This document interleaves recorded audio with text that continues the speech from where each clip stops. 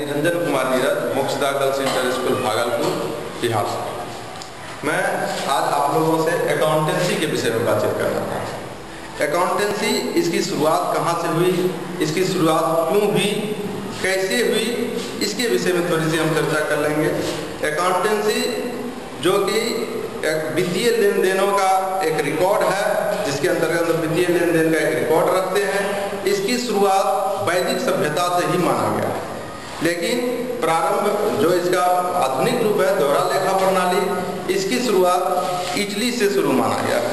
Italy में सन 1494 ईस्वी में लुकास पेसियोली साहब ने इसकी सर्वप्रथम अपनी पुस्तक डी कंप्यूसेट स्क्रिप्चरस में वर्णन किया। ये एक गणित की किताब थी, गणित इसकी सर्वप्रथम व्याख्या इसी में किया गया। उसके बाद इसका थोड़ा सा मॉडिफाइंग रूप ये क्या कहते अंग्रेजी अनुवाद का हग ओल्ड कैसल ने 1543 ईस्वी में किया।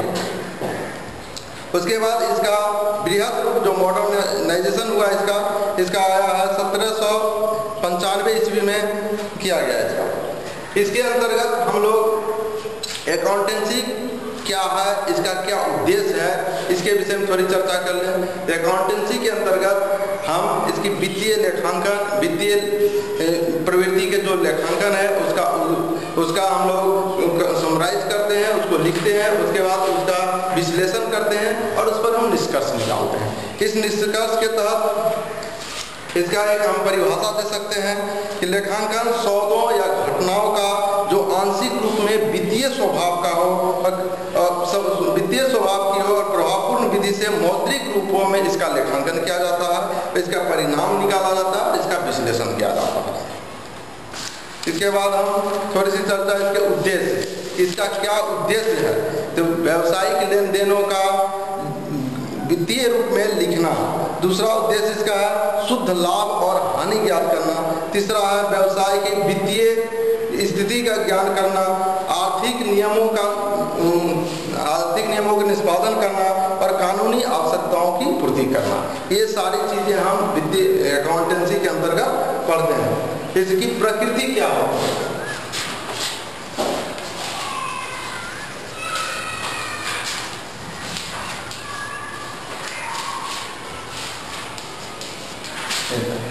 नेचर के अंतर्गत हम इसको देखते हैं कि अकाउंटेंसी क्या है, ये एक कला है या विज्ञान है। तो कला क्या है, इसके विषय में थोड़ी सी जानकारी दें। किसी भी काम को करने की एक जो नियम है उसको एक कला कहते हैं। तो उस कला के अंतर्गत अकाउंटेंसी भी एक नियम का काम किया जाता है, इसलिए ये कला है।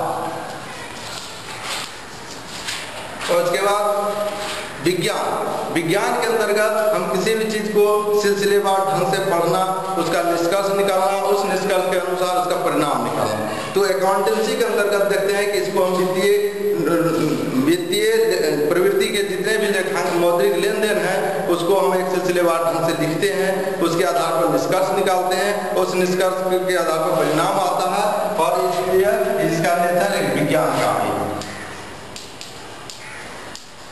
इस प्रकार हम कह सकते हैं कि अकाउंटेंसी एक कला भी है और अकाउंटेंसी एक विज्ञान भी है। इसके बाद हम लोग अकाउंटेंसी का इम्पोर्टेंस क्या है, हमारे जीवन में इसका क्या इम्पोर्टेंस है। आज के युग में हम देखते हैं कि लोगों का नैतिकता इतना गिर गया है या इतना तेज हो गया, हम लोग इतना ज़्यादा विकसित कर गए हैं कि हम सभी लेन देनों को एक याद रखना एक आदमी के बस में बात नहीं है। और विवादों का निपटारा इसी लेखांकन के आधार पर, इसी लेखांकन सिद्धांतों के आधार पर होता है। इस तरह इसकी ये हम देखते हैं इसकी शाखाएं, लेखांकन की कौन कौन से शाखाएं हैं।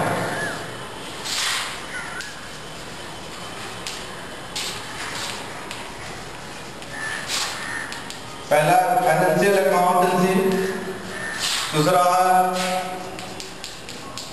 कॉस्ट अकाउंटेंसी, तीसरा है मैनेजमेंट अकाउंटेंसी,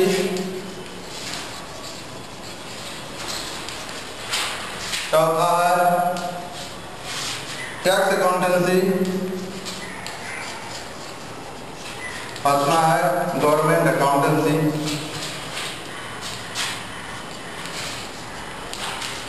etc.